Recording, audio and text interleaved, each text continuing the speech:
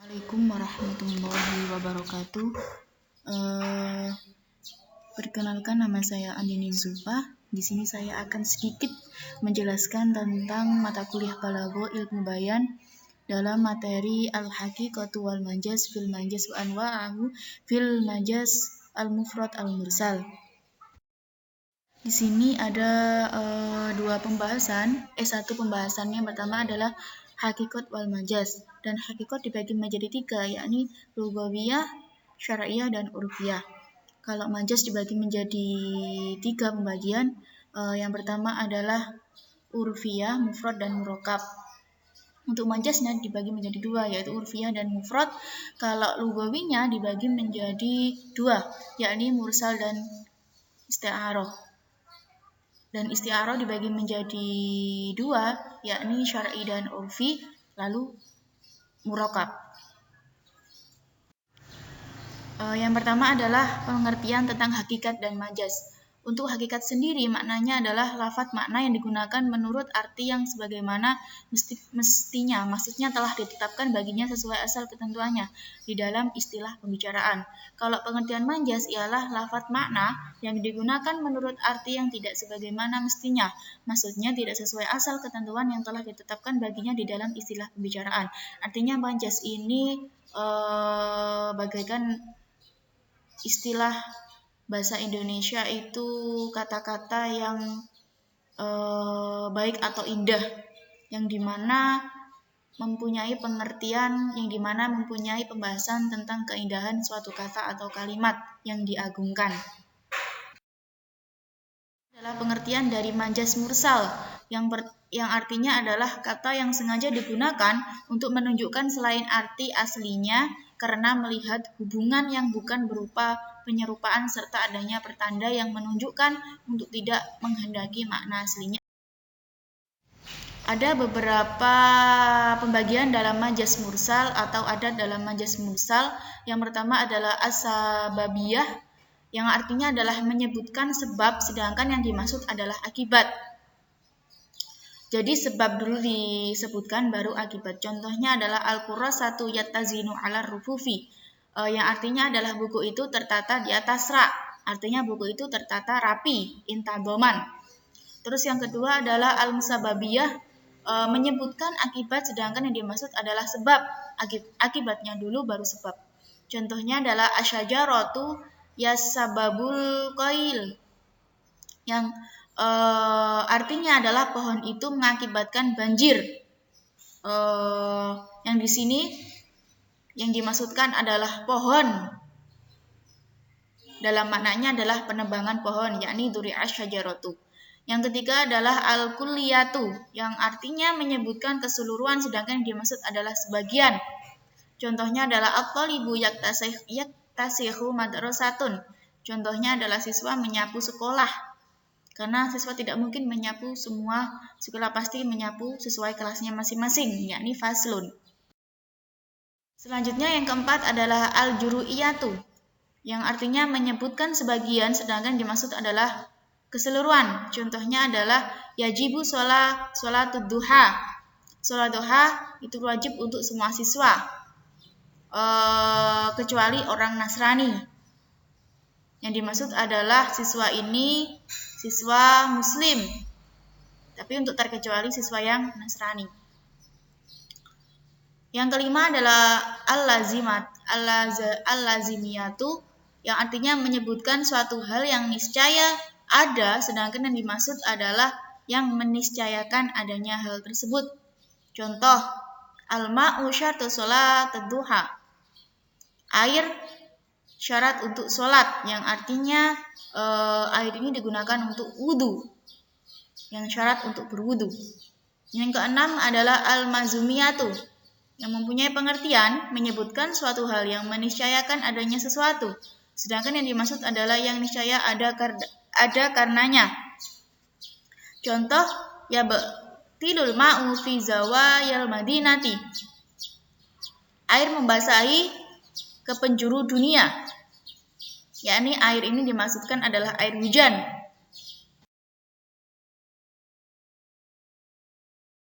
Atau al-mutlaqiyah, yang artinya menyebutkan kata yang esensinya tanpa ada batasan, sedangkan yang dimaksud adalah esensinya dibatasi.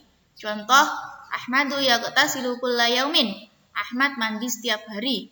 Yang dimana setiap hari ini memiliki makna satu hari 2 kali. Yang ke-8 adalah at-taqidu atau al-muqayyadiyatu. Yang punya makna menyebutkan kata yang esensinya dibatasi, sedangkan yang dimaksud adalah esensinya tanpa batas. Contoh, damul haidi Zainabun ahmarun. Darah haid Zainab berwarna merah. Artinya semua darah adalah warnanya merah, damul haid. Dam. Yang ke-9 adalah al-umumu, menyebutkan yang umum sedangkan yang dimaksud adalah khusus. Contoh, ba'dun nas dhahiyatu fi sahatul al'ab ar-riyadiyah. Yang artinya sebagian orang menjadi korban di dalam stadion. Yang di sini stadion yang dimaksud adalah stadion Kanjuruhan yang memakan banyak korban.